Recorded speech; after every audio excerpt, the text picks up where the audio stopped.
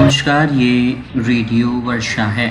वर्षा times में आपका स्वागत है। बिजली कंपनी के कर्मियों की लापरवाही से उपभोक्ता सहित ग्रामीणों की बढ़ी परेशानी। भारतीय सेवा के साहस को छात्राओं और शिक्षकों ने किया नमन। 45 वर्षीय व्यक्ति का शव झाड़ी में मिलने से क्षेत्र में फैली सनसनी। डीएवी +2 विद्यालय में अधिकारियों ने किया पौधारोपण। थानाध्यक्षों को जिला पदाधिकारी ने लगाई फटकार। और बिहार का चुनाव देश की दिशा तय करेगा, बोले पूर्व मंत्री जितेंद्र कुमार राय।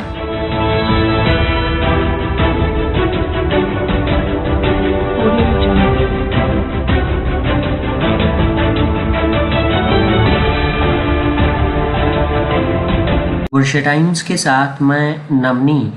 अब वर्षा टाइम्स विस्तार से।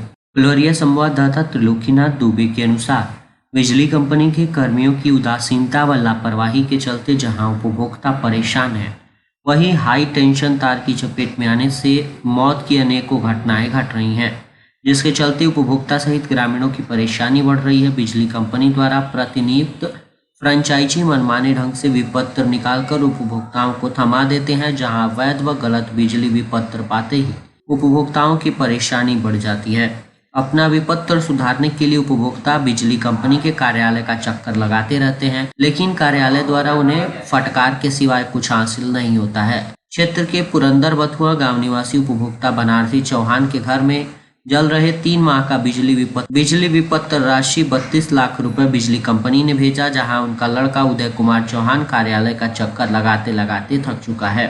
इस समाचार के प्रकाश में आने के बाद अधिकारी हरकत में आए हैं, जहां अपनी गलती स्वीकारते हुए विपत्र में सुधार कर 32 लाख रुपए की जगह 2279 का विपत्र किया गया है, जिसका भुगतान उपभोक्ता ने कर दिया है। इसी तरह गिधा बंगाली कॉलोनी टोला गांव निवासी किसान गफूर बर्मन के नाम से 14 लाख रुपए का बिजली बिल का विपत्र आया था, जिसको लेकर किसान सदमे में आ गया था। शिकायत करने पर पुनः बिजली कंपनी के अधिकारियों ने त्रुटि का सुधार किया।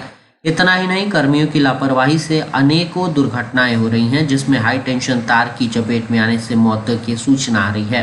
हाल ही में चौबे परसा गांव के निवासी ब्रिजराज सिंह के लड़के अजीत कुमार सिंह मंजीरवा कला गांव स्थित एक तिलक समारोह में खाना बनाने गए थे, जहां टेंट वाले ऊपर से गुजर रहे हाई टेंशन तार के सहयोग से बिजली जला रहे थे, जिसके चपेट में आने से युवक की मौत हो गई।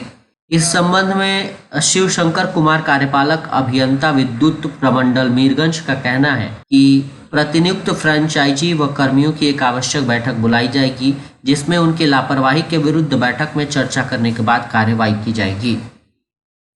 मंझागढ़ संवाददाता सुधीर श्रीवास्तव के अनुसार ऑपरेशन सिंदूर के तहत हमारे भारतीय सेना के जवानों के द्वारा जिस शौर्य और संकल्प का परिचय दिया गया, वो हम सब भारतीयों के लिए प्रेरणा का स्रोत है। जिस तरह से हमारे देश के देशवासियों पर कायरतापूर्ण पहलगाम में आतंकियों के द्वारा हमला कर सुहागिनों के सिंदूर को धोया गया तथा कितने परिवारों को बलिदान देना पड़ा, जिसका जवाब हमारे भारतीय सैनिकों ने साहस और शौर्य दिखाते हुए दुश्मनों को उन्हीं की भाषा में दिया है।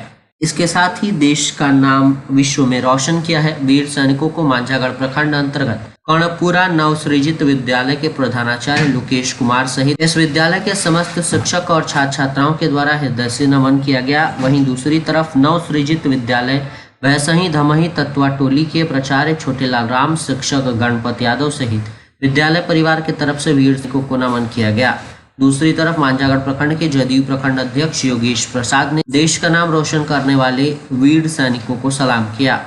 मांझागढ़ संवाददाता के अनुसार गुरुवार की सुबह मांझागढ़ थाना क्षेत्र विशंबरपुर गांव के समीप एक 45 वर्षीय व्यक्ति का शव झाड़ी में पड़ा हुआ पाया गया। सुबह में टहल रहे ग्रामीणों की नजर जब झाड़ी की तरफ पड़ी तो पड़े शव को देख ग्रामीणों के द्वारा मांझागढ़ थाने को सूचना दी गई। सूचना मिलते ही मांझागढ़ थाना प्रभारी राजीव रंजन सिंह ने अपने दल बल के साथ घटनास्थल पर पहुंचकर शव को अपने कब्जे में लिया और पोस्टमार्टम कराने हेतु सदर अस्पताल भेजने के साथ ही घटना की जांच में जुट गए हैं। मृतक की पहचान मांझागढ़ थाना क्षेत्र हरपुर गोसाई गांव के स्वर्गीय जग्गू प्रसाद के 45 वर्षीय पुत्र हीरा प्रसाद के रूप में की गई है। पुलिस के अनुसार प्रथम दृष्टया युवक की मौत सर्पदंश से होने का संदेह जताया जा रहा है। 20 मई 2025 को राष्ट्रीय संयुक्त ट्रेड यूनियन के आह्वान पर पूरे भारत में केंद्र सरकार द्वारा मजदूरों के विरोध में 4 लेबर कोड बनाने, देश के मजदूर संगठनों को समाप्त करने की योजना बनाने, देश के नवरत्न सरकारी प्रतिष्ठानों को प्राइवेटाइजेशन करने, बेरोजगारी, महंगाई आदि को लेकर 1 दिवसीय धरना प्रदर्शन करने का फैसला लिया गया है, जिसका नेतृत्व देश भर में राष्ट्रीय मजदूर कांग्रेस इंटेक करेगी। उसी क्रम में आज गोपालगंज में संयुक्त ट्रेड यूनियनों के आह्वान पर गोपालगंज में आंदोलन को सफल बनाने को लेकर पूर्व पार्षद सह प्रदेश उपाध्यक्ष इंटक श्री ताहिर हुसैन ने एक बैठक कर कार्यक्रम को सफल बनाने पर बल दिया। पौधा हमारे जीवन के लिए अति महत्वपूर्ण है। बदलते मौसम को नियंत्रित पौधा ही कर सकता है। दुनिया का कोई ताकत नहीं जो मौसम में हो रहे परिवर्तन को रोक सके। वैसे धार्मिक अनुष्ठान में एक पौधा एक पुत्रों के समान माना गया है। ऐसे में सबको मिलकर पौधारोपण करना चाहिए। उक्त बातें शहर के डीएवी उच्चतर माध्यमिक विद्यालय में शिक्षक सह पर्यावरण प्रेमी डॉक्टर सत्य प्रकाश के साथ पौधारोपण करते हुए सिधवलिया अंचलाधिकारी प्रीति लता ने कही। पर्यावरण मित्र के साथ महेंद्र महिला कॉलेज के प्राध्यापक डॉक्टर कुमार पंकज, बीपीआरओ सुष्मिता मिश्रा, महिला पर्यवेक्षिका अर्चना अंशु, प्राचार्य अजय कुमार, सहायक परीक्षा नियंत्रक संजय राजेश ने विद्यालय परिसर में एक फलदार, छायादार और लंबी आयु के पौधे लगाकर पर्यावरण सुरक्षा का संकल्प लिया। इस दौरान पर्यावरण मित्र के पौधारोपण कार्य का अधिकारियों ने भूरी भूरी प्रशंसा भी की। इस अवसर पर पर्यावरण मित्र डॉक्टर सत्य प्रकाश ने कहा कि प्राणों की रक्षा तभी संभव होगी जब हम पौधा लगाएंगे।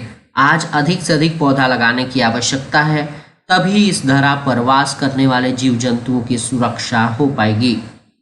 मंगलवार की देर शाम थाने के सिसई बाजार में युवक की चाकू मारकर हुई हत्या मामले में दोनों पक्षों की तरफ से प्राथमिकी दर्ज करा दी गई है। पहली प्राथमिकी मृतक मोहम्मद कैफ की मां शाहिदा खातून ने 6 लोगों पर दर्ज कराई है और कहा है मंगलवार की शाम करीब 7:10 पर मोहम्मद कैफ पेप्सी लाने के लिए सिसई बाजार के अनिल मदेशिया की दुकान पर गया था। वहां पर पहले से ही दमकिया गांव के शिवशंकर और अन्य घात लगाकर बैठे थे और उन लोगों ने उसे जान से मार दिया। बाद में मोहन मदेशिया के पुत्र अनिल मदेशिया भी उनके साथ हो गए। इस क्रम में दूसरी प्राथमिकी कांड के आरोपित और जख्मी दमकिया गांव के आशीष कुमार ने 5 नामजद तथा 6 अज्ञात के खिलाफ दर्ज कराई है और कहा है कि वो अपने भाई बबलू के साथ सब्जी लाने से सही बाजार गया था। इसी दौरान मोहम्मद कैफ तथा उसके भाई अरमान और जावेद और अन्य ने घेर कर मारने लगे और सभी लोग चाकू डंडे से हमला किए। उधर पुलिस ने त्वरित कार्रवाई करते हुए हत्याकांड के 3 आरोपितों आशीष यादव, बबलू यादव तथा हरे राम यादव को गिरफ्तार कर गुरुवार को न्यायिक हिरासत में गोपालगंज भेजा है। रेडियो वर्षा के संवाददाता सत्य प्रकाश वर्मा के अनुसार संभाड़ालय कार्यालय कक्ष में जिला पदाधिकारी प्रशांत कुमार सीएच ने मद्य निषेध अधिनियम के तहत पुलिस थानों में जब्त एवं अधिहरित वाहनों का मूल्यांकन करने हेतु समीक्षा बैठक की। समीक्षा बैठक में जिला पदाधिकारी द्वारा जब्त एवं अधिहरित वाहनों के मूल्यांकन की प्रगति पर संतोष व्यक्त किया गया, परंतु कुछ थाने जिसमें कुचायकोट, फुलवरिया, यादवपुर में अत्यधिक वाहन का मूल्यांकन लंबित रहने पर कड़ी फटकार भी लगाई गई। उन्होंने संबंधित थाना प्रभारी को फटकार लगाते हुए कहा कि लगातार समीक्षा के बावजूद अभी तक इतनी संख्या में वाहनों का मूल्यांकन लंबित होना दर्शाता है या तो वे वाहन थाना परिसर में उपलब्ध नहीं है अथवा आपके द्वारा मनमाना रवैया अपनाते हुए उच्च अधिकारियों के आदेश की अवहेलना की जा रही है। उन्होंने चेतावनी देते हुए कहा कि इस परिस्थिति में 10 मई तक 100% मूल्यांकन पूर्ण नहीं हो जाता तो अगली समीक्षा के पश्चात उच्च स्तरीय कमेटी का गठन कराते हुए इसकी जांच कराई जाएगी, जिसकी पूर्ण जिम्मेदारी संबंधित थानादारों की होगी। इस संबंध में वीडियो कॉन्फ्रेंसिंग के माध्यम से जुड़ी पुलिस अधीक्षक गोपालगंज द्वारा सभी थाना प्रभारियों को निर्देश दिया गया कि प्रत्येक दशा में 10 मई तक वाहनों का मूल्यांकन कराना सुनिश्चित करें। संबंधित बैठक में उत्पाद अधीक्षक अमृतेश कुमार डीएसपी हेडक्वार्टर से मौजूद थे। बुधवार की देर संध्या सिवान से गोपालगंज जाने के क्रम में बिहार प्रदेश जनता दल यूनाइटेड के प्रदेश उपाध्यक्ष बिहार विधानसभा परिषद के सदस्य एवं बिहार विधानसभा प्राकालीन समिति की अध्ययन यात्रा के क्रम में रविंद्र प्रसाद सिंह ने गोपालगंज विधानसभा क्षेत्र के थामे प्रखंड के रामचंद्रपुर पंचायत जदयू की संगठन की बैठक में भाग लेकर पंचायत कमेटी की समीक्षा की। संगठन की मजबूती के लिए सुझाव दिया। श्री सिंह ने मुख्यमंत्री विकास एवं जन कल्याणकारी योजनाओं के बारे में विस्तार से बैठक में जानकारी दी। राज्य सरकार द्वारा जारी विभिन्न योजनाओं एवं उपलब्धियों के जारी फोल्डर का अध्ययन भी लोगों को कराया। श्री रविंद्र प्रताप सिंह ने कहा कि ये अध्ययन कार्य निरंतर जिले के सभी पंचायतों में विधानसभा चुनाव होने तक चलते रहना चाहिए। अब की बार फिर से 2025 विधानसभा चुनाव में एनडीए की सरकार माननीय मुख्यमंत्री नीतीश कुमार के नेतृत्व में 225 से ज्यादा सीटें जीतकर बनानी है। बिहार का चुनाव राज्य का नहीं बल्कि देश की दिशा तय करेगा। बिहार की जनता नीतीश सरकार से उब गई है और उससे मुक्ति चाहती है। उक्त बातें पूर्व मंत्री एवं विधायक जितेंद्र कुमार राय ने बृहस्पतिवार को कुचायकोट विधानसभा में आयोजित सामाजिक न्याय परिचर्चा को संबोधित करते हुए कही। उन्होंने कहा कि बिहार में एनडीए की सरकार में लूट, हत्या, बलात्कार, अपहरण और रिश्वतखोरी चरम सीमा पर है। कोई ऐसा कार्यालय नहीं जहां बिना रिश्वत के कोई कार्य हो जाए। उन्होंने कहा कि बिहार में राजद सबसे बड़ी पार्टी है। बिहार में मजबूती के साथ महागठबंधन के सभी दलों के साथ चट्टानी एकता बनी हुई है। हमारी एकता से एनडीए के घटक दलों में घबराहट है। हम एकजुट होकर आगामी विधानसभा चुनाव में एनडीए को परास्त करेंगे। मांझागढ़ थाना क्षेत्र के भटवलिया गांव के कुछ युवकों के द्वारा व्हाट्सएप पर पाकिस्तान जिंदाबाद करने पर लोगों में आक्रोश व्याप्त है। युवक सोशल मीडिया पर अपने गुस्से का इजहार कर रहे हैं एवं पुलिस प्रशासन से कार्रवाई की मांग कर रहे हैं। ज्ञात हो कि उक्त गांव के कुछ युवक व्हाट्सएप पर भारत के द्वारा पाकिस्तान पर हमले का जश्न मना रहे थे। इसी बात पर उक्त गांव के प्रिंस अंसारी नामक युवक नाराज हो गया एवं व्हाट्सएप मैसेज भेजकर पाकिस्तान जिंदाबाद एवं प्रधानमंत्री के बारे में अभद्र टिप्पणी करने का आरोप है। उसने युवक को धमकी भी दी। युवक ने स्क्रीनशॉट लेकर इसे सोशल मीडिया पर पोस्ट कर दिया है, जिसमें लोगों में गुस्से का माहौल है। इस संबंध में थानाध्यक्ष राजीव रंजन सिंह ने बताया है कि उक्त युवक अभी बेंगलोर में है। उसके पिता को पूछताछ के लिए बुलाया गया था। विधि सम्मत कार्रवाई की जाएगी। हालांकि वायरल स्क्रीनशॉट और मैसेज की पुष्टि रेडियो वर्षा नहीं करता है। और अंत में सुर्खियां एक बार फिर। बिजली कंपनी के कर्मियों की लापरवाही से उपभोक्ता सहित ग्रामीणों की बढ़ी परेशानी। भारतीय सेना के साहस को छात्राओं और शिक्षकों ने किया नमन।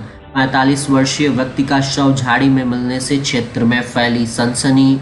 डीएवी +2 विद्यालय में अधिकारियों ने किया पौधारोपण।